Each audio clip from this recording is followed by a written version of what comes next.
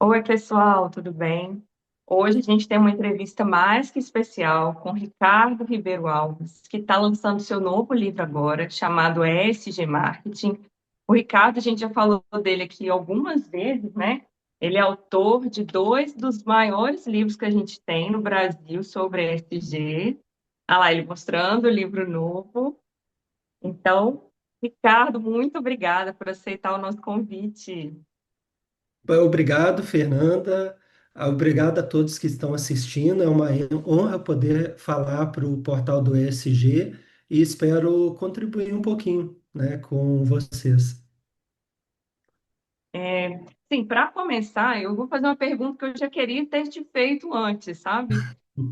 Você, administrador, migrou para a ciência florestal, não é um caminho muito usual assim, acho que poucas pessoas trilharam esse caminho. Então, como veio essa decisão, né, de mudar para a ciência florestal? Sim, bom, Fernanda, eu estudei na Universidade Federal de Viçosa, né, como tu também estudou, né, e eu fazia o curso, eu fiz o curso de administração, que é um curso noturno, e lá eu também trabalhava numa empresa, registrado, carteira assinada, né, então eu trabalhava até 5:30 da tarde, às 6:30 eu ia para a aula de administração, do curso de administração. E isso foi durante meus 5 anos de graduação. Aprendi muita coisa no dia a dia das empresas. A administração é um curso bem teórico, né? Mas ali era o meu laboratório, digamos assim. E a empresa que eu trabalhei em Minas Gerais é uma das três maiores em seu ramo de atuação. Então não era uma empresa pequena, né? Tinham vários setores e eu fui rodando os setores ao longo dos 5 anos, quase um programa de trainee particular que eu fiz, né, entrando em vários setores, e ali aprendi muita coisa boa e muita coisa ruim também, tá? E quando eu cheguei no último ano, eu fiquei meio frustrado um pouco, porque, primeiro, que no curso de administração, naquela época, nunca ouvi nada sobre sustentabilidade ambiental. E eu fiquei meio frustrado pelas coisas que eu não concordava dentro da empresa, e cheguei naquele último ano com aquela sensação de: será que eu fiz o curso certo para minha vida, né? E fiquei nessa dúvida. E aí, tinha um veterano meu que ele também é administrador, ele foi fazer o mestrado na engenharia florestal. Então, digamos assim, ele abriu as portas e eu vi que havia essa possibilidade. E na época não tinha mestrado em administração lá na UFV. Que bom que não tinha. Então, vendo esse meu amigo indo para engenharia florestal, sendo administrador, né, e trabalhando na linha de economia, política e legislação florestal, que tem lá, né, no mestrado, eu no último ano tinha que fazer as disciplinas optativas, e aí eu encontrei uma disciplina que para mim foi um divisor de águas, que é a disciplina de gestão ambiental, né, que tem na grade da engenharia florestal, era com o professor americano, né, o professor Griffith, e fui lá para conversar com ele para saber se eu teria condições de fazer a disciplina. Fiz a disciplina, tive o melhor desempenho entre os alunos, né? Ele ficou muito feliz, né, de falar, que bom que tu se dedicou à disciplina. E a partir disso eu visualizei que eu poderia fazer, ter uma guinada na minha vida, na minha carreira, né? Sair do ambiente de empresas, de administração e tentar fazer algo em prol da área florestal. Então, aí eu fiz o mestrado e doutorado na engenharia florestal, basicamente trabalhando com certificação florestal na indústria de imóveis, né? E aí eu fui pegar todo o conhecimento da área de administração, a importância dos selos, né, de certificação no marketing, na estratégia das empresas, moveleiras. Então, acho que foi um casamento perfeito de eu usar os meus conhecimentos, né, da área para engenharia florestal. O professor sempre falou, eu lembro da primeira conversa com o professor, orientador, né? Ele falou assim: olha, tu caiu num outro terreno, que é a engenharia florestal. Então, tu vai ter que usar todo o teu conhecimento de administrador em prol da nossa área florestal. E aí tu tem que encontrar uma ponte. E a ponte que eu encontrei foi a certificação florestal na indústria de móveis. E esse caminho, assim, o que te levou a virar escritor? Como foi? Foi um convite? Foi um Ah, sim. orientador? Isso é uma coisa mais, tem que ir mais longe, né? Eu posso te dizer que quando eu era criança, ainda no Rio de Janeiro, aí no Rio de Janeiro, né? Eu nasci na cidade do Rio. Eu não sei te dizer por quê, eu não sei como te explicar, mas eu falava com todo mundo lá pelos meus 8, 9 anos que eu iria escrever livros e que eu iria morar no Rio Grande do Sul. Eram as duas coisas que eu falava com todo mundo e que depois eu falava também na época de Viçosa, né, com os meus colegas, e acontece que isso acabou acontecendo em 2011. Justamente nesse ano, vim para o Rio Grande do Sul e saíram meus dois primeiros livros pela editora UFV, lá da Universidade Federal de Viçosa, né? Mas eu comecei a efetivamente escrever livros, no doutorado. Como são 4 anos, né? Então eu tive, durante um ano, eu fiz os créditos, consegui aproveitar também do mestrado, né? Fiz um ano, e depois eu tinha 3 anos pela frente, uma eternidade, né? Que eu poderia fazer minhas pesquisas, eu tinha bolsa, fiz um trabalho de consultoria em empresa florestal, empresa de móveis. Esse trabalho de consultoria também foi um outro tipo de experiência que eu tive e que agregou muito à minha tese. Eu busquei as informações, né? Foi um trabalho. ah, eu fiz a consultoria gratuita e em troca ganhei os dados para a tese. Basicamente foi esse o acordo com o empresário. E eu também aproveitei para tirar esse projeto que era escrever livros. Então, os meus primeiros livros, eles foram bem em cima do que eu trabalhei na época da dissertação. Aí ele foi submetido, né, à editora UFV, foi um processo aí de um ano e pouco para ser aprovado e ser publicado. Esse livro, especificamente, esse tema, ESG Marketing, você observou alguma lacuna, alguma área do mercado que ainda não estava sendo trabalhada? Como é que veio essa ideia? Eu trabalhei em marketing durante o doutorado, né? Então, durante o doutorado, eu revisitei, digamos assim, vários conceitos da área de administração para poder aplicar a minha pesquisa de doutorado.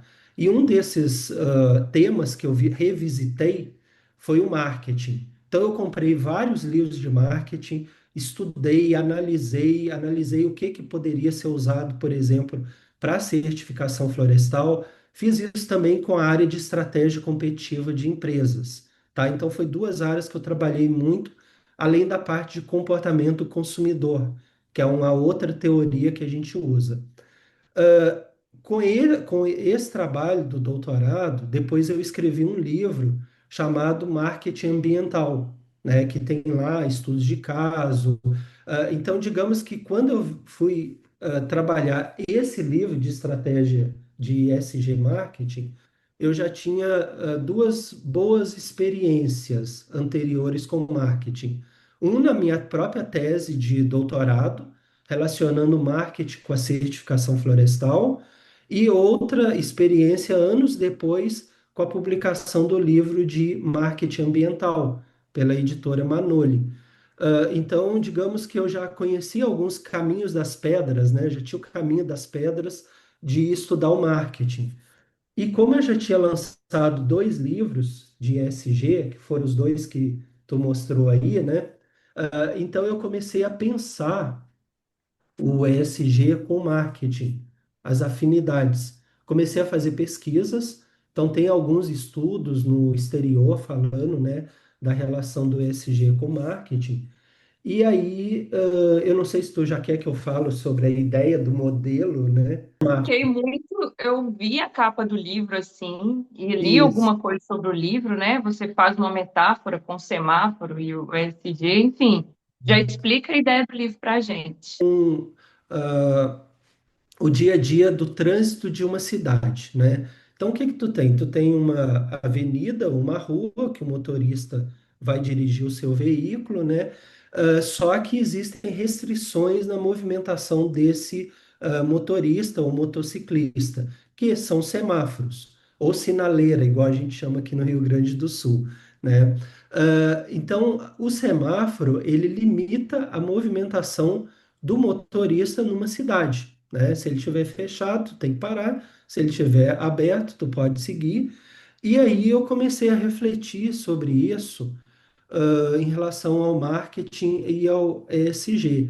Eu pensei assim, olha, o marketing hoje, ele é limitado com as questões de ESG, porque, por exemplo, não é todo tipo de matéria-prima que tu pode utilizar.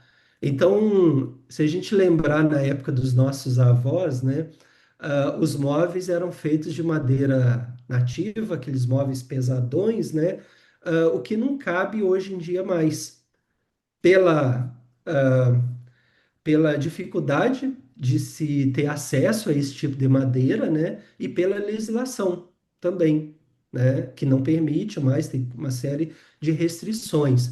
Então, só pegando esse exemplo, a indústria de móveis, por exemplo, que é a que eu trabalhei no mestrado e doutorado, ela teve que se reinventar.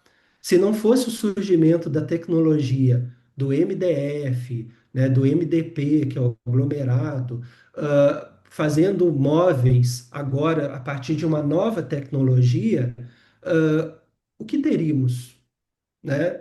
Se a gente não tem mais madeira maciça para poder usar nos móveis, se não existisse essa nova tecnologia, né, do MDP, que teve que mudar todo o maquinário, nós não teríamos uma série de produtos moveleiros que temos hoje. Então veja que a indústria de imóveis, por exemplo, ela precisou se reinventar, né? Devido a uma restrição de matéria-prima de madeira nativa, por exemplo. Então eu peguei só esse exemplo, só para a gente ver como que o marketing, por exemplo, dos móveis também teve que se reinventar, né? Passamos a ter uma série de modificações no uso dessa matéria-prima. E aí, outras coisas também. Hoje as pessoas estão conectadas, as pessoas são empoderadas em vários tipos de situações, por exemplo, mulheres, negros, pessoas com deficiência, LGBTQI+, na rede social, né, as pessoas têm muito poder, né, os influenciadores, o consumidor também. Então, esse poder faz com que as empresas também tenham que frear e acompanhar o que está acontecendo, né? Por exemplo, alguns anos atrás, né, a gente sabe de um caso que aconteceu, foi veiculado na mídia aqui em Porto Alegre, uma grande rede de supermercados, né, teve aquele problema, aquela questão lá de uma pessoa ser assassinada no estacionamento da rede. Eu me recordo que naquele dia eu entrei na rede social, né, no Instagram, da matriz dessa rede de supermercados, e qual não foi a minha surpresa ao ver comentários em várias línguas no Instagram da matriz dessa rede, cobrando posicionamento da empresa em relação ao assassinato que havia acontecido em Porto Alegre, né? Então, eu estou dando esse exemplo, eu coloco esse exemplo no livro para mostrar como que as pessoas estão de olho. E o que acontece aqui repercute no mundo inteiro. Então, é mais um momento que acendeu o sinalzinho lá do S, e aí o marketing da empresa tem que começar a pensar: opa, o marketing é estratégia da empresa, né? Eu preciso ficar atento com questões sociais, né? Aí o que que a empresa fez, né? No caso lá, era uma empresa terceirizada. Então, essa grande rede de supermercado, ela teve que rever os conceitos dela. Eles tiraram a terceirização e botaram equipes diversas para conduzir aquele para conduzir os trabalhadores da área de segurança. Então, mulheres, negros, LGBTQI+, e outros mais passaram a conduzir a equipe de segurança dessa grande rede de supermercado. Então, coloquei dois exemplos, né? Um da questão ambiental da indústria de imóveis e uma da questão social, para mostrar como que as empresas elas têm que se adequar à situação, né? O semáforo do ESG, nessa analogia, ele faz com que a empresa, em determinado momento, tenha que parar e olhar a situação. E aí, outro dia, eu estava até dando uma entrevista para um outro portal, e aí o senhor me fez uma pergunta, né, de qual que seria o papel de nós, consumidores, né, nesse trânsito, né? Eu achei muito legal, porque eu não tinha pensado nisso. E aí eu disse para ele, a gente talvez fosse tipo guarda de trânsito, né? A gente está acompanhando essa movimentação e, se for o caso, a gente vai punir a empresa, né? Então, eu achei muito bacana, porque tu vê que, às vezes, a gente elabora uma ideia, um modelo, mas a gente não consegue pensar em todas as possibilidades. E aí ele me jogou essa pergunta, e na hora eu tive que me virar nos 30 e eu pensei, é o guarda, né? A gente está ali para fiscalizar essa movimentação da empresa nesse hipotético trânsito aí que é o mercado. A gente conversa muito nos bastidores, né? Eu falo que Sim, o universo ESG é um pouquinho, é um ovinho, assim, todo mundo conversa entre si ali, quem exato. trabalha. E é muito legal a gente ver as perspectivas diferentes, né? Ninguém está totalmente certo naquilo que fala, né?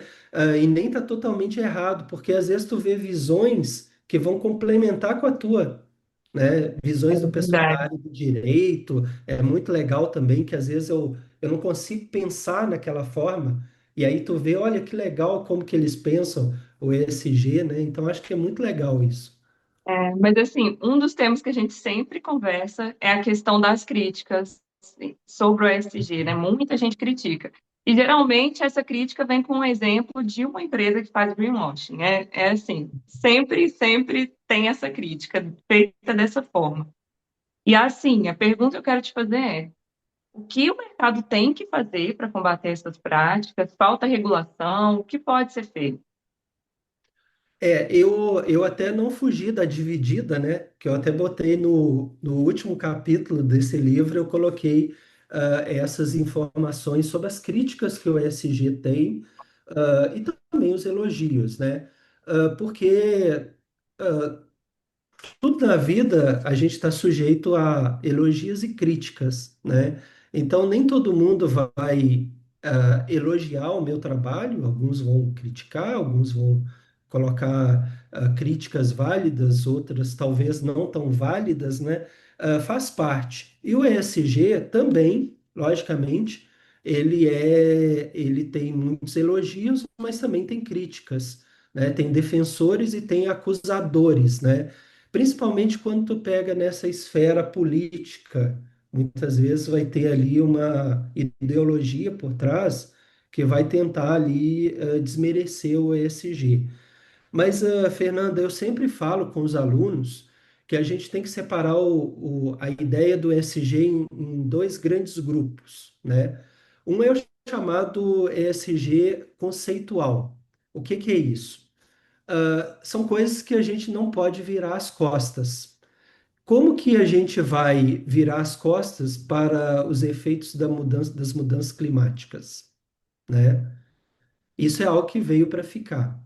Como que a gente vai virar as costas para o empoderamento das pessoas, pela conectividade entre as pessoas, pelo poder que elas têm de criticar uma empresa, como foi esse exemplo que eu coloquei aí, da rede social, dessa grande rede de supermercados.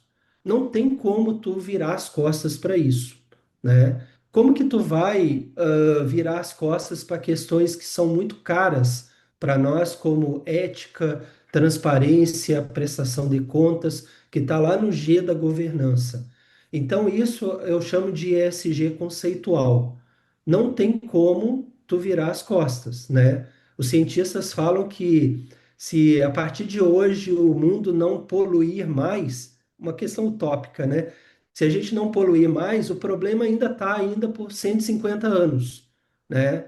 A gente ainda vai sofrer as consequências do que foi poluído para trás. Então, é algo que está posto, tanto a questão do E, do S e do G. Então, não tem como a gente falar assim, ah, esse G é uma moda. Que moda? É algo que está colocado aí, né? Então, esse é o ESG conceitual. Sobre esse ESG conceitual, a gente não tem como virar as costas, a gente não tem como falar que não existe. A gente estaria negando a realidade, tanto ambiental, quanto social, quanto de governança. Então, isso é uma coisa. A outra coisa é o ESG regulamentado. Aí são as leis, são as normas internas das empresas. Bom, Então, seguindo aí, né, o ESG regulamentado, são todos esses acordos das empresas, né, são os acordos dos países, e aí tu começa a questionar, né? Por isso que muita gente questiona, a Europa está tornando mais brandas algumas regulamentações. Ah, o pessoal está dizendo que investir no ESG lá nos Estados Unidos, né, o Donald Trump, vai significar perda na economia do país.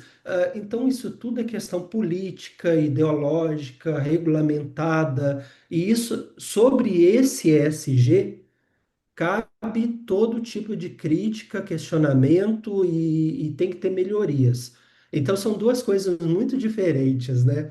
Um é o ESG que está posto aí para nós, e o outro é a regulamentação, o que o ser humano faz dessa crise que está relacionada com o ESG, né? Dessas que o ESG tenta ajudar, né? Então, esse ESG regulamentado é o que nós fazemos. Olha, a empresa pode ter empresas que vão ser muito proativas, vão fazer uma série de coisas positivas, né? E aí vão ser bem vistas pelos stakeholders, né? Que são as partes interessadas. Vão ter empresas que vão dizer que fazem, mas na verdade elas estão praticando greenwashing, e aí cabe ao guarda de trânsito nós estarmos fiscalizando isso e cobrarmos. Cabe nós também cobrarmos dos governos, né? Então, em breve, né, eu vou ter um novo livro que é o ESG na gestão pública, que eu quero tocar muito nessa questão dos governantes, né, da política, a importância deles também abraçarem o ESG. Então, nesse ESG regulamentado, cabe sim uma série de discussões, né, e de melhorias, e ele nunca está completo, né? Sempre tem ajustes e melhorias que podem ser feitas, né? e assim, nesse cenário que a gente vê, tudo tem mudado muito, muito rapidamente. Inclusive, assim, ESG não era um tema falado até 2020. Depois da pandemia, o tema ganhou super força, né? Todas as empresas começaram a fazer relatório de sustentabilidade, empresas grandes que às vezes não tinham esse tipo de relatório. Então, assim, a minha pergunta é: tem alguma tendência, alguma coisa nova que está surgindo no ESG? Essa questão da divulgação é primordial, né? Porque a empresa, eu comento também num capítulo aqui do livro ESG Marketing sobre essa parte da comunicação, né? Divulgação. As empresas, algumas delas já emitiam esses relatórios anuais de sustentabilidade, né? Grandes empresas, principalmente aí essas grandes, né? E com essa intensificação, né, do uso do ESG no meio empresarial, como tu falaste aí, principalmente a partir depois da pandemia, né, de 2020 para cá, elas passaram a inserir isso também nos relatórios de sustentabilidade. Então, tem várias empresas, basta a gente entrar no site delas, geralmente tem lá no menu a parte de relatórios, a pessoa consegue baixar gratuitamente esses relatórios, porque eles são uma forma de comunicação da empresa com os stakeholders, né, com as partes interessadas, com o cliente, com o fornecedor, com o investidor, principalmente, né? ela precisa mostrar o que ela está fazendo. Então, pegando um exemplo, né, da área florestal, que eu gosto muito de ler sobre as empresas florestais, a gente tem uma grande empresa de celulose, né, e aí quando são menções positivas, eu gosto de falar o nome da empresa, no caso a Suzano, né, uma empresa muito grande, a gente entra em um relatório super detalhado, pontuando questões ambientais, sociais e de governança da empresa, com métricas, né, avaliadas também por partes independentes, né, algumas auditorias, e aí a empresa vai contando no relatório de sustentabilidade todas as ações que a empresa faz. E o que eu acho interessante dentro dessa ideia de transparência é que ela não esconde o jogo. Por exemplo, vai ter metas até 2030. A gente vai ver que tem ali alguns indicadores que estão muito abaixo. Por exemplo, cumprimos em 2025 só 10%. Então a empresa está ciente que ela não está ainda longe da meta dela, o objetivo final lá em 2030. Então ela começa a contar, olha, né, isso é auditado, né, por algum órgão da área, se é ambiental, social ou de governança.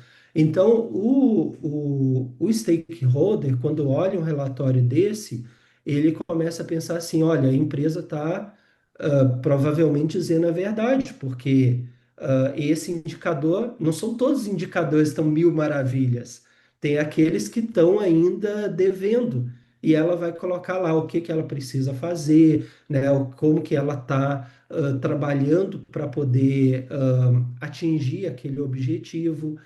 Então é muito legal isso, e tanto na área ambiental, social, quanto de governança. Por exemplo, participação de mulheres no conselho de administração.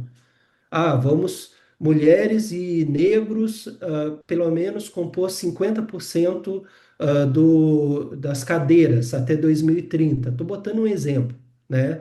Aí ela coloca lá no relatório, olha, atingimos 10%. Ora, de 10% para 50% ainda está faltando uma boa quantidade. O que fazer para isso?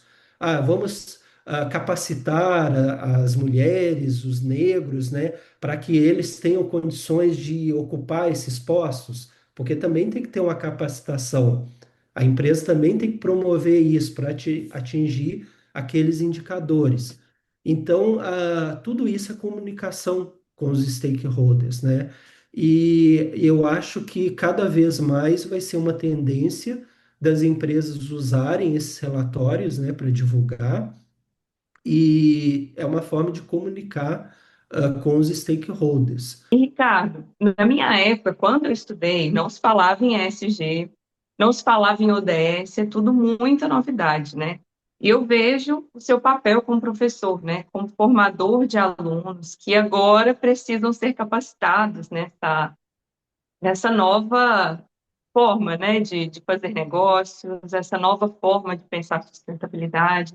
Então, sim, eu queria que você contasse um pouco, assim, do seu papel como professor, como você trabalha isso com seus alunos. Ok. Bom, eu penso o meu papel de professor como um multiplicador, né, de ideias. Então, por exemplo, aqui na Universidade Federal do Pampa, né, aqui no Rio Grande do Sul, onde eu trabalho como professor, eu atuo no curso de gestão ambiental, no curso de engenharia florestal e também atuo no mestrado em administração. Então, são três áreas diferentes, né? Mas que eu consigo conectar o ESG com todas elas. Por exemplo, na engenharia florestal, eu atuo na disciplina de certificação florestal e também atuo na disciplina de administração florestal. Em ambas as disciplinas eu falo de ESG, porque tanto é importante na administração, né, no dia a dia de uma empresa florestal, que ela não deixa de ter todos os elementos de uma empresa convencional, né? Ela atua com fornecedor, ela atende cliente, ela tem investidor, ela precisa de matéria-prima, ela precisa ganhar dinheiro. Então, a empresa florestal ela atua como uma empresa, né? A gente sabe bem disso. Então, eu preciso falar de ESG com os alunos. E aí eu mostro todos os exemplos, né, de relatórios, de sustentabilidade. Na certificação florestal, eu também tenho que falar de ESG, porque a certificação florestal é um elemento que vai validar práticas ESG da empresa, né? Tanto empresa florestal, no caso da certificação de manejo florestal, quanto empresas industriais, né, que vão processar a madeira para outros fins, celulose, papel, móveis, entre outros, também eu preciso falar de ESG. Na área de gestão ambiental, no curso de gestão ambiental, eu trabalho a disciplina de certificação ambiental, né, a ISO 14001. Então, eu também coloco ela como um elemento para validar o ESG, a importância dela. Também atuo na disciplina de logística reversa, né? Então, tudo a ver, né? A gente tem que pensar a matéria-prima, pensar uma matéria-prima que facilite lá na outra ponta, no descarte, que esse produto seja mais facilmente reciclado ou reutilizado, produto e embalagem, né? A gente comenta muito isso com o aluno. Então, a logística reversa eu consigo o gancho com o ESG, e lá no mestrado em administração, é uma coisa muito legal, porque eu consigo levar para um público que aparentemente está distante das questões ambientais. E quando eu fiz a administração também, eu nunca ouvi falar nada de ESG, nem de sustentabilidade ambiental.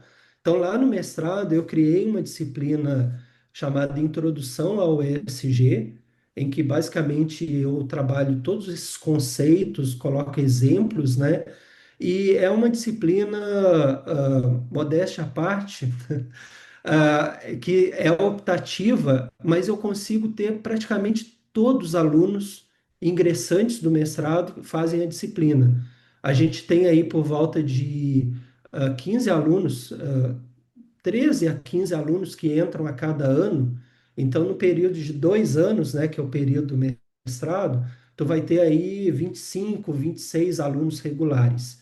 A minha disciplina optativa costuma ter aí 17, 18 alunos inscritos regulares. Quer dizer, é quase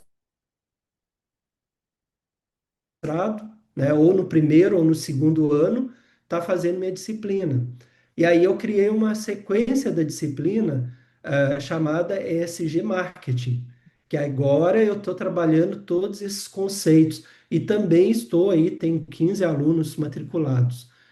Alguns alunos até já terminaram os créditos, e aí um faz propaganda para o outro e faz a disciplina que é muito boa, e acaba, aí eu vou comentar sobre ODSs, vou comentar sobre ESG, vou comentar sobre a importância disso para o negócio da empresa, né? Então, eu coloco muito exemplo, né?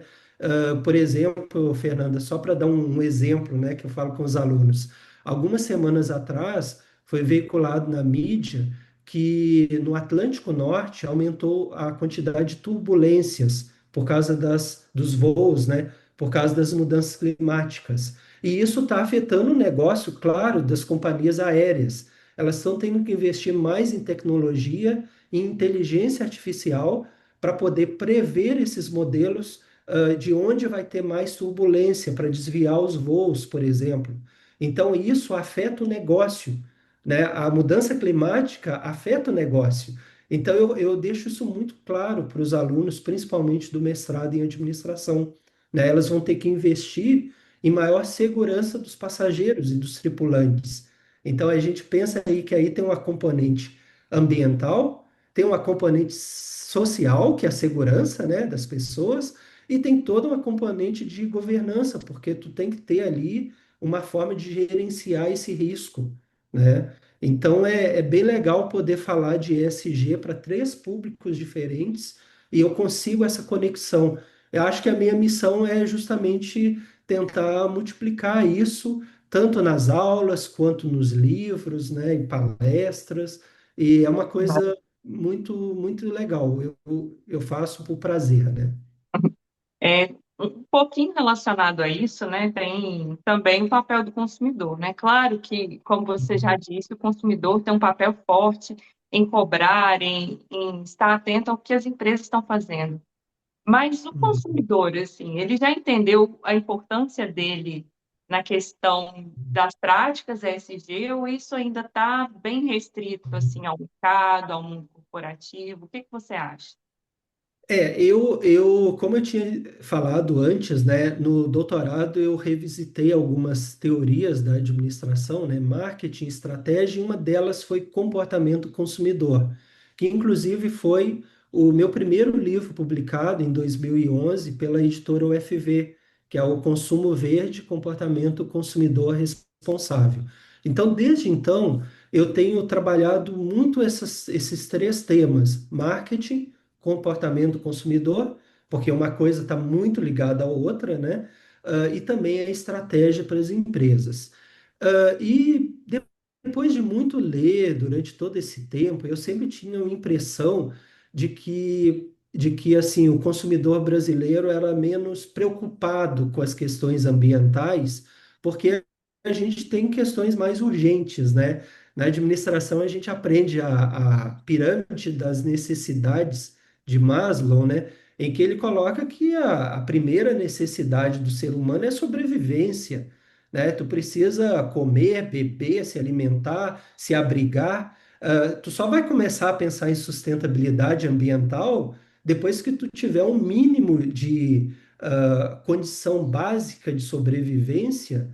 Aí tu começa a pensar. Então, quando a gente reflete sobre isso, a gente vê que talvez países mais avançados economicamente, né, com maior poder aquisitivo, talvez por isso esses consumidores desses países, eles lutem mais pelas questões sustentáveis, porque a base deles de sobrevivência, eles já têm, né? E o brasileiro talvez ainda tenha muito a ganhar, a buscar em termos de melhores condições de vida, né? Então, essa é uma teoria.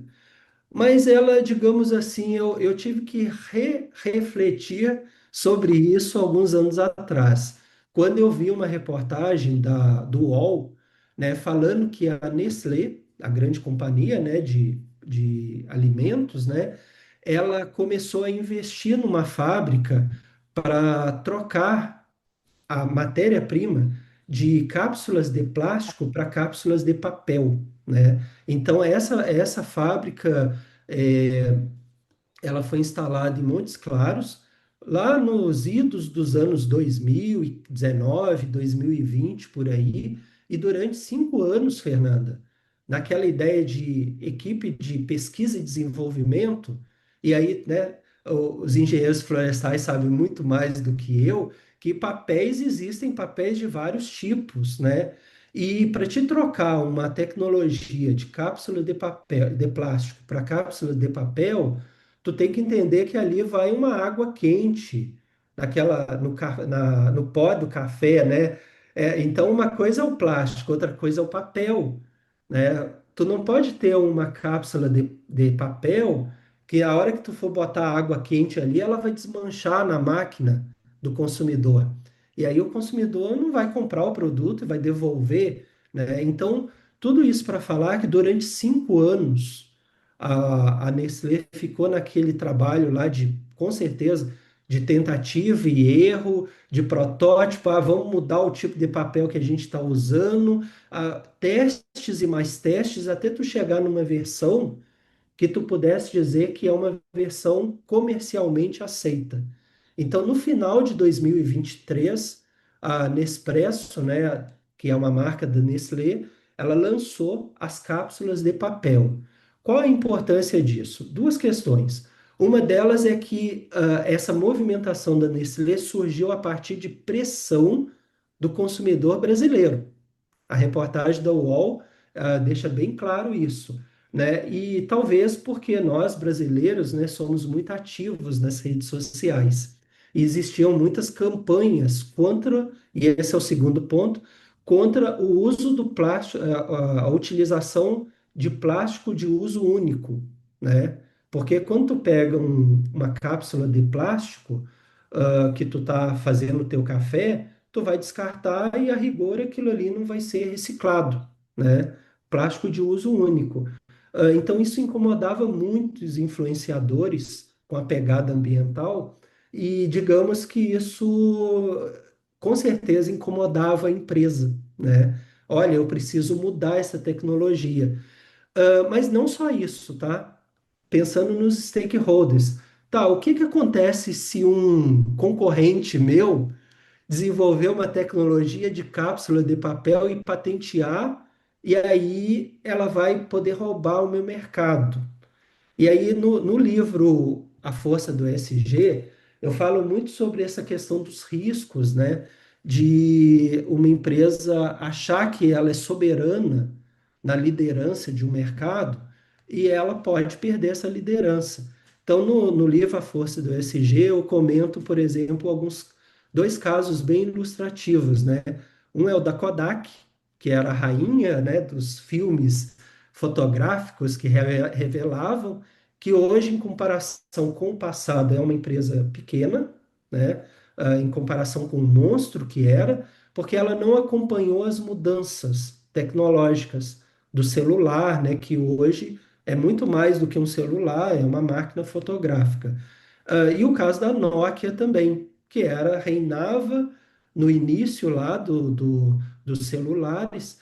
Então, eu faço essa ponte dessas duas situações das empresas com a movimentação da Nestlé, né? Então, ela é uma líder, né, no mercado dela, mas com essas pressões vindas dos stakeholders, pensando em matérias-primas mais sustentáveis, ela fez essa movimentação, um investimento alto, um trabalho durante 5 anos para que ela pudesse mudar esse tipo de matéria-prima. E aí veja a relação disso com o marketing, né? Para o consumidor, até aquele que não é sensível com as questões ambientais, o que importa é a funcionalidade do produto. Ele pegar a cápsula, botar lá e fazer o cafezinho dele e tomar. Se isso vai ser feito com plástico ou com papel, para o consumidor que não está nem aí para a questão ambiental, não faz diferença, né? Então, tu atende o pressuposto do marketing, que é a funcionalidade do produto para o consumidor. E aí, só que para aqueles que são preocupados com a questão ambiental, faz muita diferença tu mudar do plástico para o papel. E isso a Nestlé conseguiu fazer, né? E é uma movimentação bem interessante feita a partir da pressão do consumidor. Só aproveitando o gancho, né? Estou me estendendo, mas eu gosto muito de dar exemplos, né? A gente tem um caso bem semelhante, que, por exemplo, as hastes flexíveis, né? Ou popularmente conhecido como cotonete, né, que é o nome da marca, é o mesmo princípio. Tu tem aqui um produto que ele exerce uma funcionalidade, né? Só que aqui a gente tem um plástico de uso único, que vai ser usado durante alguns segundos, vai ser descartado e ele pode, por exemplo, poluir os cursos d'água, e infelizmente animais vão confundir com alimento, e a gente sabe todo o problema ambiental gerado também na fauna marinha aquática, né? Só que aí uma outra empresa, o que que ela faz? Eu vou mudar a tecnologia, né? Eu vou mudar a matéria-prima do plástico para o papel. Com certeza, ficaram anos e anos fazendo até chegar no protótipo em que, para o consumidor que não está nem aí com o meio ambiente, cumpre a mesma funcionalidade, mas na hora do descarte, o impacto ambiental negativo vai ser bem menor, né? Então, tu consegue fazer o produto desde que tu tenha investimento em tecnologia, tenha interesse, né? E também ser proativo, né? Pensar se eu não fizer isso, o meu concorrente pode fazer e aí eu posso realmente perder mercado, ainda mais aonde se consegue patentes, né? Aí tu cria uma barreira, que a gente fala muito na área de administração. Aí, ó, fica a dica, pessoal. Hastes flexíveis de papel. Inclusive, conhecendo hoje, eu não sabia que isso existia, tá? Primeiro contato. Exatamente. Inclusive, vou adotar, pô. Vou correr atrás, vou tentar comprar em algum lugar. Muito legal. Exatamente, Fernanda. E é o mesmo princípio dos canudos, né? Canudinho de plástico, agora a gente tem canudo de papel, né? Então, por exemplo, eu lembro viajando muito, né? Às vezes comia algum lanche no Subway, né, que é aquela rede de fast food, né? Eu lembro que anos atrás era só canudo de plástico. Agora eles usam canudo de papel. É uma mudança nessa orientação da empresa. Outro exemplo, aquela famosa empresa, né, a Vigor, que faz iogurte, né? Não sei se conhece, ela tem aí no Rio de Janeiro. Ela mudou as Tem. bandejinhas de plástico para de papel também. Então, a gente tem vários casos de empresas que, pensando nessa questão do plástico único, uso único do plástico, né? Elas estão migrando a matéria-prima para o papel, porque o papel ele vai ter menos impacto ambiental negativo. E aí, quando eu falo lá nas aulas de administração florestal, né, eu falo lá para os engenheiros florestais, olha que legal aí para o mercado, para o engenheiro florestal, né? Tu começa a abrir uma série de novas frentes de utilização de um produto de base florestal, né? Que é o papel, papelão, né? Então, bem legal isso. Verdade. Verdade. E assim, qual é a principal mensagem que você gostaria de deixar para quem vai ler o seu livro? O livro, né, ESG Marketing, né, já que eu estou falando de marketing, né, a principal mensagem do livro é para os empresários, né, para as pessoas que atuam na área de negócios, né, de qualquer setor, de qualquer atividade, né, ramo de atuação, também para as pessoas na área de sustentabilidade ambiental. A principal mensagem é: a gente pode ser criativo, o ser humano é criativo, a gente pode mudar, por exemplo, o tipo de matéria-prima. Por exemplo, eu falei vários exemplos aqui, né? A gente pode mudar o tipo de matéria-prima, ter um produto mais amigável, produto e serviço mais amigável, mais sustentável, e ainda assim, o mais legal, a gente pode continuar ganhando dinheiro com isso, né? Então, a gente não vai abrir mão de ganhar dinheiro, né? De ter um produto rentável, um produto que consiga suprir todas as necessidades da empresa, né, em termos do seu negócio em si, né? Mas ela vai continuar ganhando dinheiro, mas de uma forma mais sustentável. Então, por exemplo, eu falei aí da questão aí das cápsulas de plástico, né? A Nestlé continua ganhando dinheiro com as cápsulas de papel, né? Ela só mudou a visão. O cotonete, a mesma coisa, passou do plástico para o papel, né? O canudo, a mesma coisa. Então, a grande mensagem é essa: podemos ser criativos, mudar o tipo de matéria-prima e continuar ganhando dinheiro. Exige esforço? Exige, né? Exige tempo?